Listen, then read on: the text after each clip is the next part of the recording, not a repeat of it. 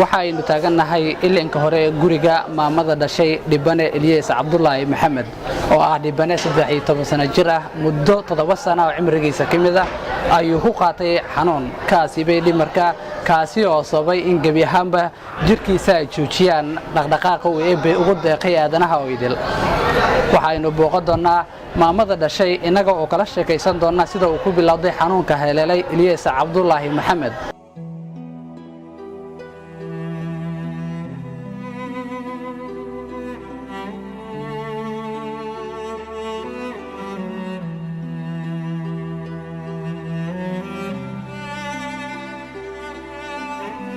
بسم الله الرحمن الرحيم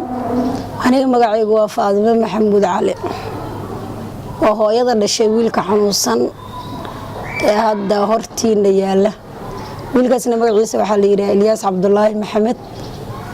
وأصدحية تبنجر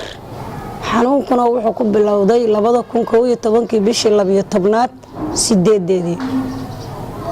إلا إيا انتاسنا وحنوصنا حنون كيسو مرب بهير أيوها dhaqaatiirta dalka gudihiisana waxay cadeeyeen in waxba laga qaban karin waa nin agoona hooyadiina ma shaqaydo walaalka weyn oo shaqeeyo mushaar qaataana ma jiro intaasna ilaahay qadartiisa ayaan ku noolayn kuna soo gaarnay ilaa xilligan heerka aan joogno waa awoodda Allah iyo bulshada Soomaaliyeed ninkan hadda mashaakilka ugu weyn wuxuu yahay afka waxba kama qaadan karo soonda ayaa suran soondadaas ayaa lagu quudiyaa aniga ma shaqeeyo cid kalena ma saacidayso ilaa Allah subhanahu wa ta'ala maahi usbuuc kasta waa la bedelaa soondadan waxaa lagu bedelaa lacag gaaraysa $20 ninkaas xanuunkiisa dib haddaan ugu laabto dhaqaatiirta Soomaaliyeed waxay sheegeen in waxba laga qaban karin xanuunkuna uu yahay qaybta maskaxda dalka dibadiisana awood aan ku geyno waan waayay waayo waa agoon shaqana ma aanan helin aniga cidna saacidaysana ma aanan helin okay dhaqaatiirta Soomaaliya waxay sheegeen in aan dalka dibadiisa ma gudaha wax looga qaban karin warqadiisa caafimaadka dhameystiran way yaaliin inta kadib ilaahay yabiya الله سبحانه وتعالى كينا ودنا الله عليه وانا من سنة إلهي ودي سنة وكل صونة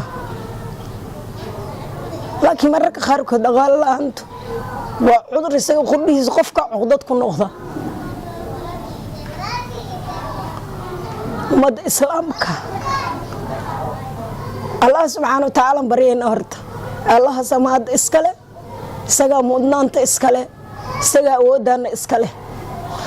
qurux ayuu banaanka ugu keenay quruxdana maanta isaga siiyay cidna ma bedeli karto inta gad muddo islaamka wasan hore u sheegay dhalinyarada warbaahinta wax garadka duqowda culimo oo diinka dawladda intii muslimiin la ilaaha illa allah tira waxaan ka codsanaynaa inay saacideeyaan وحنت أسكت دهرية هاي أنا جرو أجانا جوكتا المو أجان كويري ركلا أجان هو يجوعنا وجبر الشيء وأبوه للدلي من الشقاية سنكر واي خوف كانوا هي مركا مدة إسلام كا